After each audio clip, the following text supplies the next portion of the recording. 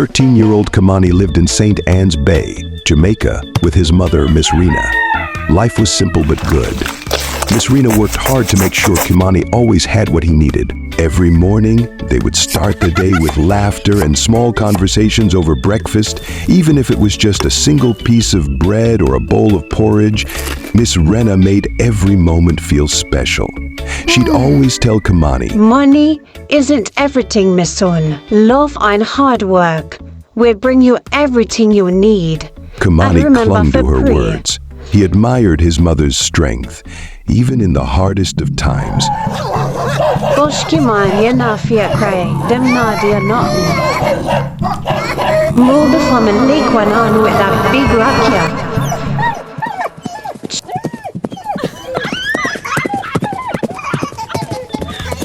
She found ways to make him smile. Miss Rena worked tirelessly to keep food on the table, doing odd jobs around the neighborhood, helping to clean houses, wash clothes, or take care of children. She'd send Kamani to the shop whenever she could spare a few dollars, asking him to buy mackerel, rice, or whatever else she could afford that day. Go buy 2 pound of rice, 1 tin of mackerel. I'll hurry up. Kamani and would come run back. down the road, his bare feet hitting the dusty ground, feeling like he was on a mission.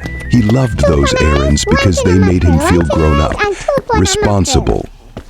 One evening, after a long day of work, Miss Rena seemed unusually tired. Her face was pale, and her movements were slower than usual.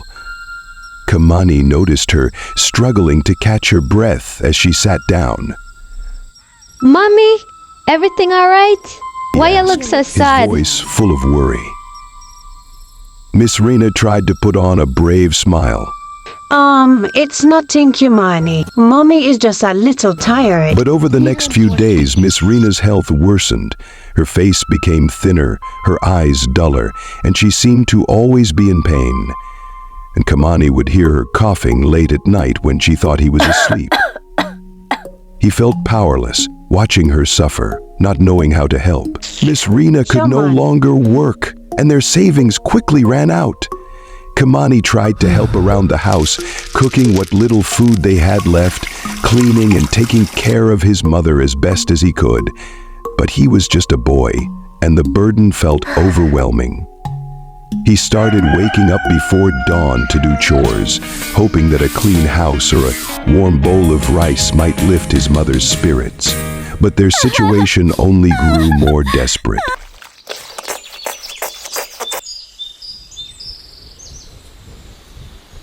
One morning, as he stood looking at the nearly empty cupboard, Kamani felt a pang of fear unlike anything he had felt before.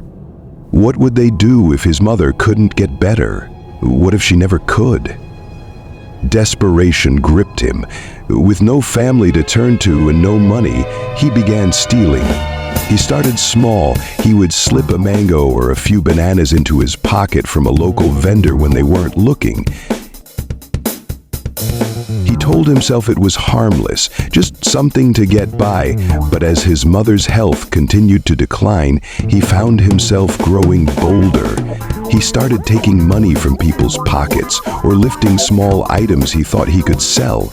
Each time he did it, he felt a gnawing sense of guilt, but he pushed it down. "It's for Mama," he would whisper to himself, clutching the stolen money or food tightly in his hand. After me nana choice. But his actions soon attracted attention. Yeah, man, Rena boy a thief, man, him a thief. Yeah. Rena boy a thief. Throw it in and just stop thief and thief. For sure. Rena boy a thief, man, yeah. Therefore broke him up. Small and thief. The townsfolk noticed the missing coins and items, and whispers started spreading about a young thief in St. Anne's Bay. One day, as he was reaching into the pocket of an older man, a hand grabbed his wrist. Kamani froze, Hey, his boy. heart pounding as he looked up into the stern face of a police officer. Are you a young thief when they have bought the place, yeah? The officer demanded, his voice sharp. Tears filled Kamani's eyes. I'm my mother. She not nothing and she really sick. I mean, have nobody forgive me nothing. She's sick. Mom is sick. The officer sighed, sick. That no shaking his mean head. nothing. Stealing is stealing. And you're a thief. Because your people them not have nothing, they for can't take people things. He released Kamani with a warning, but the shame and fear lingered long after. Kamani's heart felt heavier than ever as he walked away. He wanted to cry, to scream, to beg someone to understand. He needed help, but no one seemed to care. The next day at school, he mustered the courage to tell his teacher about his mother's illness, hoping for advice or a little support. He shared everything, his voice trembling as he explained their struggle, the hopelessness he felt. But the teacher only sighed in frustration. Nigga, why yo? So everybody not have them trouble too. After your life not sadder than nobody else. That tell me foolish of me years, I'm going to see it. Dismissing the boy's plea. The words hit Kamani like a slap in the face. His heart felt like it was breaking all over again. Without another word, he turned and walked out of the school, determined not to come back. He didn't belong here, he thought bitterly. He didn't belong anywhere. Later that day, Kimani found himself wandering through the market. He had nowhere else to go, and the familiar streets felt like the only safe place left. As he walked, he noticed a well-dressed woman browsing the stalls with a young boy by her side. She had a fancy purse and was wearing a necklace that sparkled in the sunlight. Her clothes were clean and new, unlike Kamani's worn-out shirt and shorts. Without thinking, he slipped close to her, his hand reaching out. In one quick motion, he lifted her wallet from her purse and began to walk away. But as he turned to leave, he glanced back and noticed the boy with her. The child looked up at his mother with a sad, hungry expression that struck a painful chord in Kimani's heart. The look reminded him of the many times he had looked up at his own mother, hoping she would find enough food for them both. He hesitated, clutching the wallet in his hand, feeling a familiar pang of guilt. Finally, he turned back and walked up to the woman. He Mom, said softly, holding out the wallet. I'm sorry. Here is your wallet. The woman looked at him, surprised and confused. She took her wallet back, her eyes narrowing as she looked at the boy in front of her.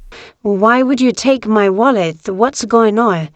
What happened? She asked, her tone not angry but filled with concern. Kamani took a shaky breath and told her everything.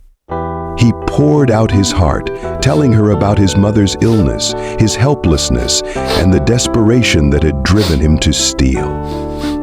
Tears streamed down his face as he spoke, unable to hold back his pain any longer. I don't want to do this, but this is what I have to do.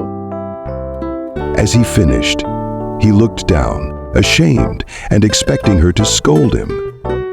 But when he glanced up, he saw that she had tears in her eyes too. She knelt down and placed a gentle hand on his shoulder. It's okay. You don't have to worry. I know what it's like. She said softly, her voice trembling. I grew up poor just like you, and I had to do things that I'm not proud of.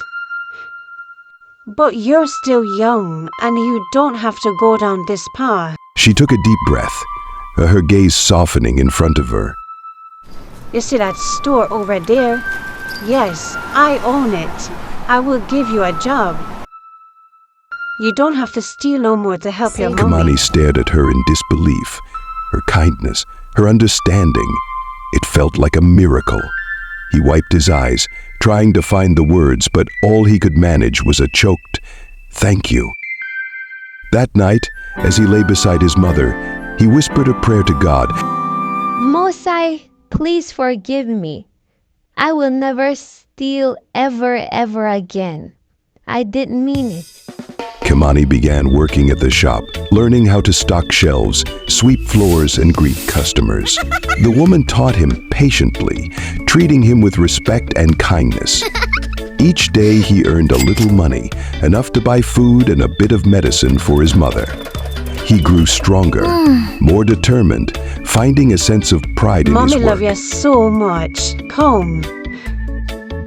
One evening, as he walked home, counting his earnings, he was stopped by a group of older boys. One of them held a small gun, pointing it at Kamani's chest. His face twisted in a sneer. Hey, thiefing boy. Give me what you have.